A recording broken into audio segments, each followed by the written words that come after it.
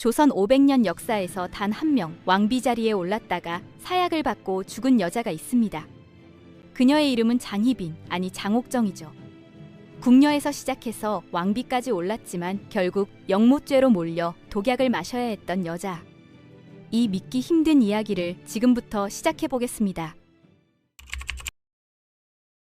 59년 한 여자아이가 태어났는데요. 이 아이의 아버지는 장형이라는 역관이었습니다. 역관이라고 하면 그냥 통역하는 사람 정도로 생각하기 쉽죠. 하지만 조선시대 역관은 우리가 생각하는 것과 완전히 달랐거든요.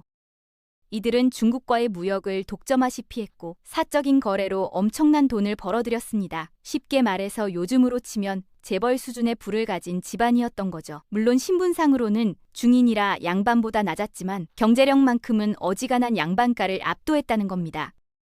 그런 집안의 딸로 태어난 장옥정은 어떻게 궁에 들어가게 됐을까요? 당시는 예속 논쟁이라는 게 한창이던 시기였습니다. 서인과 남인이라는 두 정치 세력이 피 튀기게 싸우던 때였죠. 겉으로는 왕실 상례를 몇 년 치르느냐를 두고 다투는 것처럼 보였지만 실제로는 권력을 누가 쥘 것이냐를 놓고 싸우던 거였거든요. 이 싸움에서 남인이 이겼고 남인 세력과 연결된 중인 가문들이 궁에 사람을 보낼 기회를 얻었습니다. 장옥정도 이런 구조 속에서 궁녀로 들어간 거죠. 드라마에서는 미모 하나로 왕의 눈에 띄었다고 나오지만 실제로는 훨씬 복잡한 정치적 배경이 있었던 겁니다. 남인 세력은 자기들 사람을 궁 안에 심어놓고 싶어 했고 장옥정은 그 계획에 딱 맞아떨어진 인물이었던 거죠. 물론 그녀가 정말 아름다웠을 가능성도 높지만요. 하지만 미모만으로 왕비까지 오를 수 있었겠습니까? 뒤에는 거대한 정치 세력이 버티고 있었다는 걸 알아야 합니다. 숙종이 왕위에 오른 건 1674년이었는데 이때 숙종은 겨우 14살이었습니다. 어린 왕이 즉위하면 보통 왕대비나 대비가 수렴 청정을 하게 되죠. 하지만 숙종은 달랐거든요. 일찍부터 정치에 관심이 많았고 스스로 판단하고 결정하려는 성향이 강했습니다. 그리고 이 젊은 왕의 눈에 들어온 게 바로 장옥정이었죠. 정확히 언제 둘이 만났는지는 기록에 명확하지 않지만 대략 숙종이 20대 초반이었을 거라고 추정됩니다. 장옥정도 비슷한 나이였을 테고요. 왕이 한 여자를 좋아하기 시작했다는 소문은 궁 안에 금방 퍼졌을 겁니다. 그리고 이 소문을 들은 서인 세력은 긴장하기 시작했죠. 왜냐하면 장옥정 뒤에는 남인이 있었으니까요. 여기서 중요한 게 뭐냐면 당시 조선은 유교 국가였다는 겁니다. 왕이라고 해서 마음대로 여자를 가까이 할 수 있는 게 아니었거든요. 정실부인, 그러니까 왕비가 있고 그 밑에 후궁들이 있는 엄격한 서열이 있었습니다. 왕의 사랑이 아무리 깊어도 신분과 예법을 뛰어넘을 수는 없었던 거죠. 그런데 숙종은 이 틀을 깨려고 했습니다. 1680년 경신황국이라는 정치 변동이 일어났는데요. 서인이 다시 집권하면서 남인이 밀려났습니다. 이때 장옥정도 궁에서 쫓겨났다고 전해지죠. 하지만 숙종의 마음은 변하지 않았던 것 같습니다. 몇 년 뒤 그녀는 다시 궁으로 돌아왔거든요. 그리고 1686년쯤 숙종 12년 무렵에 숙권이라는 직책을 받았습니다. 이건 후궁 중에서도 꽤 높은 자리였죠. 그런데 진짜 드라마는 1688년에 벌어졌습니다. 장옥정이 아들을 낳은 겁니다. 왕자를 낳는다는 건 조선시대의 엄청난 일이었거든요. 특히 왕비가 아들을 못 낳고 있던 상황이었으니까요. 당시 왕비는 인현왕후 민씨였는데 그녀는 아이를 낳지 못하고 있었습니다. 그런 상황에서 후궁이 왕자를 낳았으니 이게 얼마나 큰 사건이었겠습니까? 아들을 낳자마자 장옥정은 희빙으로 승진했습니다. 종 일품이라는 최고 등급의 후궁 자리였죠. 조선 역사를 통틀어도 이렇게 빨리 승진한 경우는 거의 없었거든요. 보통은 수십 년 궁에서 일하고 왕의 총애를 오래 받아야 겨우 얻을 수 있는 자리를 그녀는 20대 후반에 단숨에 얻은 겁니다. 이건 명백히 비정상적인 승진이었고 정치적으로는 매우 위험한 신호였죠. 왜냐하면 이제 그녀의 아들이 세자가 될 가능성이 생겼거든요. 왕비에게 아들이 없으니 후궁의 아들이 왕위를 이어받을 수밖에 없는 상황이었습니다. 그리고 장희빈의 아들이 세자가 되면 남인 세력이 다시 힘을 얻게 되는 거죠. 서인 입장에서는 절대 받아들일 수 없는 시나리오였던 겁니다. 그리고 1689년 기사황국이 일어났습니다. 남인이 다시 집권하면서 서인이 완전히 몰락했죠. 송시열 같은 서인의 거물들이 유배를 가거나 죽임을 당했습니다. 이 정치적 격변 속에서 더 놀라운 일이 벌어졌는데요. 인현왕후가 폐위된 겁니다. 왕비 자리에서 쫓겨난 거죠. 그리고 그 자리에 누가 올랐을까요? 바로 장희빈이었습니다. 궁녀 출신 역관 집안의 딸, 중인 신분의 여자가 조선의 정식 왕비가 된 겁니다. 조선 건국 이후 300년 가까운 세월 동안 이런 일은 한 번도 없었거든요. 왕비는 항상 양반 가문, 그것도 최고 명문가 출신이어야 했습니다. 그런데 중인 출신 후궁이 왕비가 됐다는 건 신분 질서 자체를 뒤흔드는 사건이었죠. 당시 사람들은 이걸 어떻게 받아들였을까요? 양반들, 특히 서인 세력은 완전히 경악했을 겁니다. 이건 단순히 한 여자의 신분 상승이 아니라 조선이라는 나라의 기본 질서가 무너지는 것처럼 느껴졌을 테니까요. 성리학적 신분 제도를 철저하게 지켜온 조선에서 이런 일이 벌어졌다는 건 정말 상상하기 힘든 파격이었던 겁니다. 그런데 장희빈이 왕비가 된 건 그녀 혼자의 힘이 아니었습니다. 뒤에는 남인 세력 전체가 있었거든요. 남인은 장희빈을 밀어서 자기들의 권력 기반을 다지려 했고 숙종의 사랑을 이용한 거죠. 어떻게 보면 장희빈은 남인의 정치적 도구였던 겁니다. 물론 그녀도 자기 의지로 선택한 부분이 있었겠지만 거대한 정치 게임의 말 중 하나였다는 건 부정할 수 없죠. 왕비가 된 장희빈의 친정은 갑자기 엄청난 권력을 갖게 됐습니다. 옥교 사건이라는 게 있는데요. 장희빈의 어머니가 옥으로 장식된 가마를 타고 궁에 들어오다가 사원부 관리한테 걸린 사건입니다. 옥으로 장식된 가마는 왕실 사람만 탈 수 있었거든요. 그런데 평민 출신 여자가 그걸 타고 있었으니 이게 얼마나 큰 파문을 일으켰겠습니까? 이 사건은 사치와 예법 위반으로 문제가 됐지만 실제로는 정치적 경고의 성격이 강했습니다. 중인 출신 주제에 너무 나대지 마라라는 메시지였던 거죠. 재미있는 건 숙종이 이 사건을 크게 문제 삼지 않았다는 겁니다. 관리를 엄하게 처벌하지도 않았고 장희빈 어머니를 크게 꾸짖지도 않았거든요. 어떻게 보면 숙종도 처가의 과도한 행동을 불편해했지만 표면적으로는 덮고 넘어간 것 같습니다.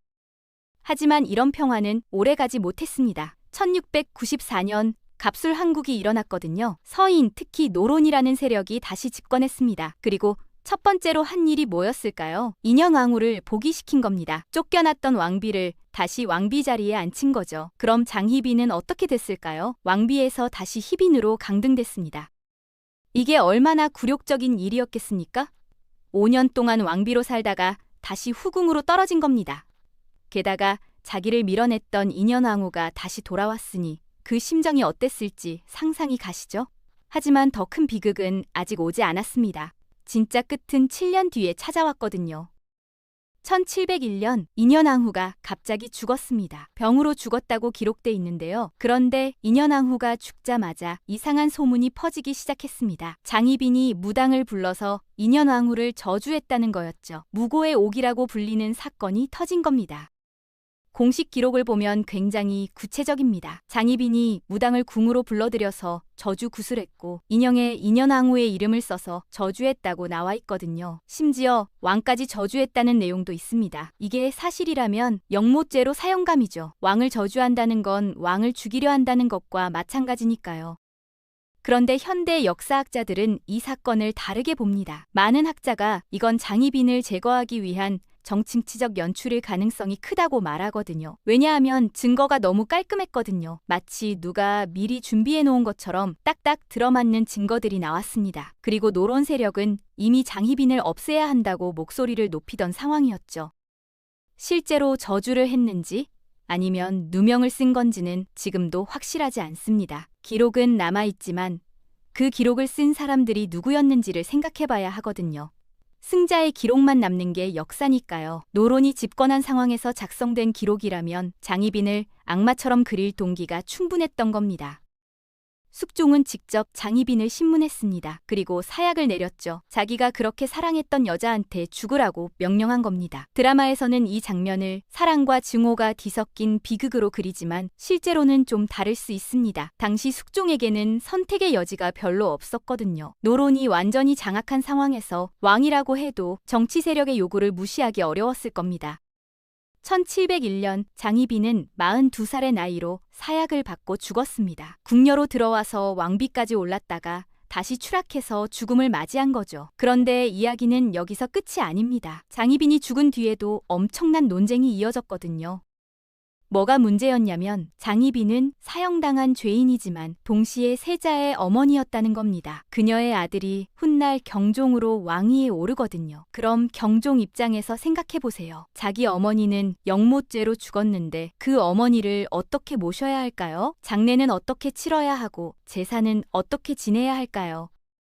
이게 조선 역사에서 전례가 없는 상황이었습니다. 사형당한 후궁이 왕의 생모라는 케이스는 처음이었거든요. 경종이 왕위에 오르자 소론과 노론이 또 싸우기 시작했습니다. 장희빈을 어떻게 추존할 것인가를 놓고 말이죠. 소론은 그래도 왕의 어머니니까 예우를 갖춰야 한다고 했고, 노론은 죄인을 추존할 수 없다고 맞섰습니다. 이 상내 논쟁은 별도의 학술 논문 주제가 될 정도로 복잡했습니다. 유교 예법과 왕실 제도, 정치적 이해관계가 모두 얽혀 있었거든요. 결국 경종은 어머니에게 최소한의 예만 갖추는 선에서 마무리했지만 이 문제는 경종이 죽을 때까지 계속 논쟁거리로 남았습니다.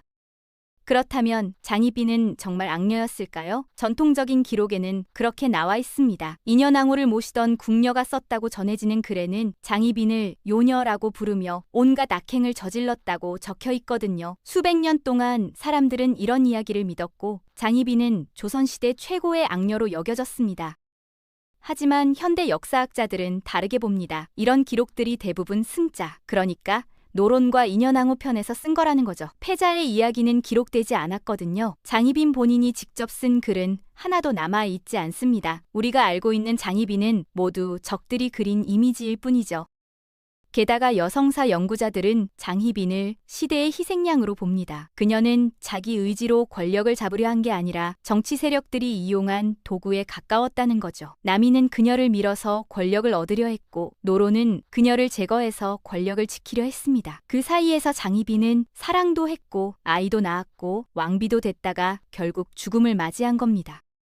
영국에 앤 불린이라는 왕비가 있습니다. 헨리 8세의 두 번째 왕비였는데 영모죄로 참수당했죠. 장희빈과 비슷한 점이 많거든요. 둘 다 왕의 사랑으로 왕비가 됐지만 정치적 이유로 제거됐습니다. 그리고 수백 년 동안 악녀로 낙인 찍혔다가 현대에 와서 재평가받고 있죠.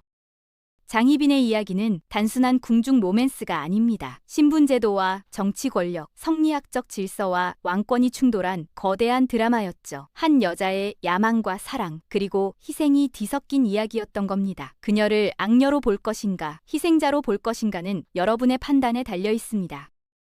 하지만 한 가지 확실한 건 장희빈이 없었다면 조선 후기 역사는 완전히 달라졌을 거라는 겁니다. 그녀의 아들 경종이 왕이 됐고 경종과 영조 사이의 갈등이 수십 년간 조선 정치를 뒤흔들었거든요. 한 여자의 선택이, 아니 한 여자를 둘러싼 선택들이 나라 전체를 바꿔놓은 거죠.